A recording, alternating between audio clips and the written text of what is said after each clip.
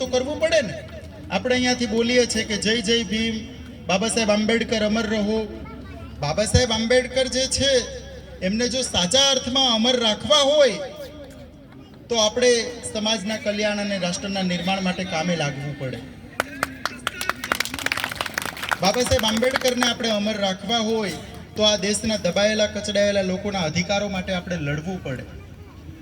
બાબા સાહેબ આંબેડકરને આપણે અમર રાખવા હોય તો આ દેશની સત્તા ઉપર કેટલાક અસામાજિક તત્વો જે કબજો જમાવીને બેઠા છે એને સત્તા ઉપરથી બેદખલ કરવા પડે। બાબા સાહેબ આંબેડકરને જો આપણે એમને અમર રાખવા હોય તો કોઈ પણ માણસ શોષણ કરતું હોય, અન્યાય કરતું હોય, અત્યાચાર કરતું હોય એના સામે અવાજ ઉઠાવવો પડે, એમને જવાબ આપવો પડે, તો આંબેડકર સાહેબ અમર રહે અને એમનું જે આપણે સૂત્ર બોલીએ એ સાર્થક કહેવાય। સામાજિક એકતા જાગૃતિ મિશન એ સમગ્ર દેશની અંદર સર્વ સમાજના કલ્યાણ માટેનું કામ કરી રહ્યું છે। સામાજિક એકતા જાગૃતિ મિશન ખાસ કરીને આ દેશના દલિત સમુદાય અને આદિવાસી સમુદાયના લોકોના ઉપર વધુ કામ કરી રહ્યું છે, કારણ કે સૌથી વધુ અત્યાચાર અન્યાયનો ભોગ બન્યા છે। ભારતનું બંધારણ લાગુ થયું એના કેટલા બધા વર્ષો થયા, 75 વર્ષ પૂર્ણ થયા। આમ છતાં પણ ભારતના બંધારણનો અમલ આજ દિવસ સુધી કેમ કરવામાં નથી આવતો? ભારતના બંધારણમાં અનુચ્છેદ 17માં એબોલિશ ટુ અનટચેબિલિટીની વ્યાખ્યા છે, અસ્પૃશ્યતા નિવારણ માટેની। મને ભારતનું એક ગામ બતાવો, 6 લાખ ગામમાંથી એક ગામ બતાવો કે જ્યાં આભડછેટ નથી। એક સિંગલ ગામ બતાવો।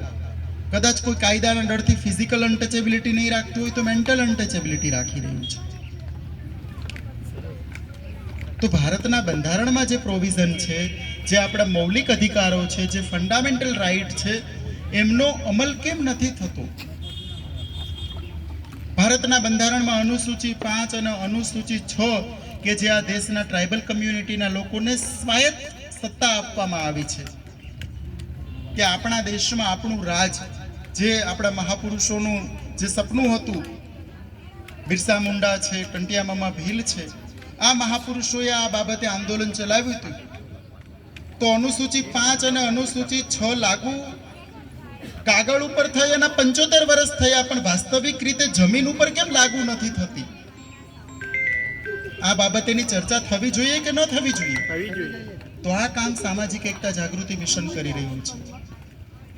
જે લોકોનું આર્થિક શોષણ થઈ રહ્યું છે, આર્થિક શોષણની સામેના અધિકારો છે પણ ભારતના બંધારણમાં આપ્યા છે, તો એ બાબતે પણ કાગળ ઉપર છે, બધું બરાબર છે, પણ વાસ્તવિક અમલ કરવાની વાત આવે તો જેમના હાથમાં સત્તા છે એ નાલાયક લોકો એમનો વાસ્તવિક અમલ કરવા માટે તૈયાર નથી।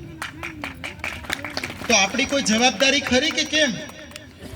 આપણી જવાબદારી એ છે કે આપણે ખાલી તાળીઓ પાડીને છૂટા પડવાનું નથી, આપણે આ જવાબદાર લોકોનો કાન પકડીને કહેવાનું છે કે આનું પાલન કરો તમે।